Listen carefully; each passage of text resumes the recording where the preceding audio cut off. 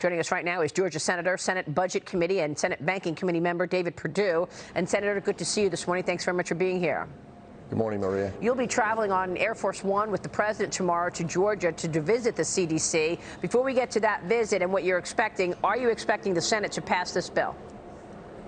Oh, I think so, absolutely. I think what we're seeing, Maria, is when you have strong leadership from the White House, Congress can actually act when we enter in a situation of seriousness like this. But I give President Trump a lot of credit. I mean, he recognized early this could be serious, and he and Vice President Pence have mobilized and moved. We get updates here pretty much every day. I think we've gained a couple of months, actually, because of the early moves we made about quarantines and travel limitations and so forth. And we're educating the public now about how to stay healthy and how to defend ourselves against this virus. Yeah, I know, but, you know, you're going to be with the president today going to the CDC. What's the story with the CDC? Because there's been some serious incompetence there. The CDC first sends out, you know, all these test kits to the 50 states, and then they call them back and say, wait, don't test anybody. The kits are defective. Do we have the kits in place now? And do you see issues in the CDC in terms of handling this? Well, first of all, I'm extremely proud to have the CDC in Georgia. They have been a stalwart against all these potential pandemics over the last 50 years. So they do a fantastic job. I give President Pence a lot of credit on this, too. Vice President Pence has stepped up on this testing issue, and we now have the capability of doing over 1.5 million tests right now. So I think they moved on that very quickly. The CDC has. The NIH now is getting this additional funding. And let's put that in perspective. That's almost 10% increase in the NIH research budget is what we're doing in this supplemental. So this 8.3 is a lot of money. And for somebody like me that's a fiscal hawk, it's a serious issue to put that much money at this. But I think what the White House is asking us to do is to put enough money aside so we don't have to be here every 2 or 3 months trying to appropriate money to solve this crisis. Senator Steve Forbes here. In terms of measures being taken, is there discussions, at least behind the scenes, that we may have to do quarantines in certain parts of the country? I think the American people sort of expect that major inconveniences, to use a mild word, are in store for this. Does the CDC and the FDA have plans to impose quarantines if necessary, where we just don't move? Well, we've already done some of that with the flights that came back early in this process. No, but I mean here in the United States, certain parts of the country are just not allowed to leave for a while. There are plans in place as this thing might escalate, but right now let's keep it in perspective. You know, in this flu season, Steve, as you know, we had 32 million normal flu cases and 18,000 deaths already. That's tragic.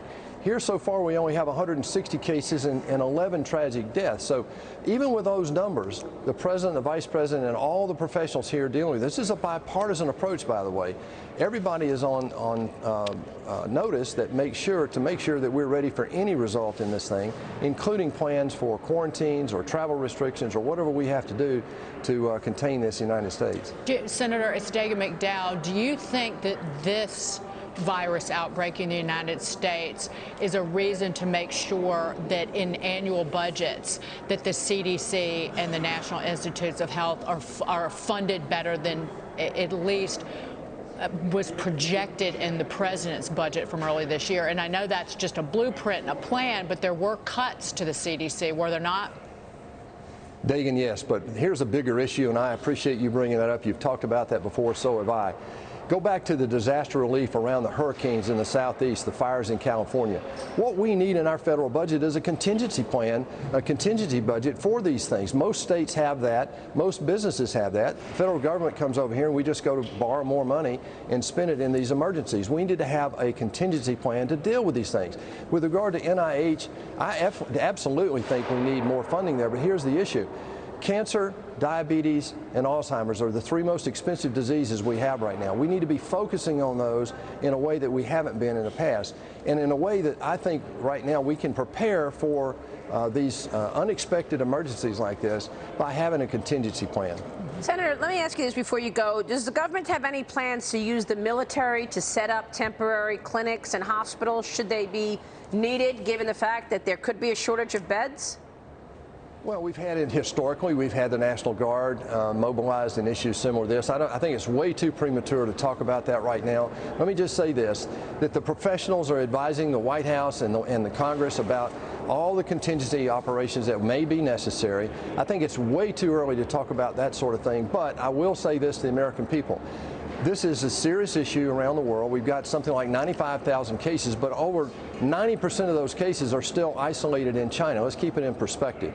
But we're preparing now for the worst to make sure that we protect the country. All right, we will leave it there. Senator, it's good to see you this morning. Thanks very much. We look forward to the update after your meeting at the CDC. Thank you, sir.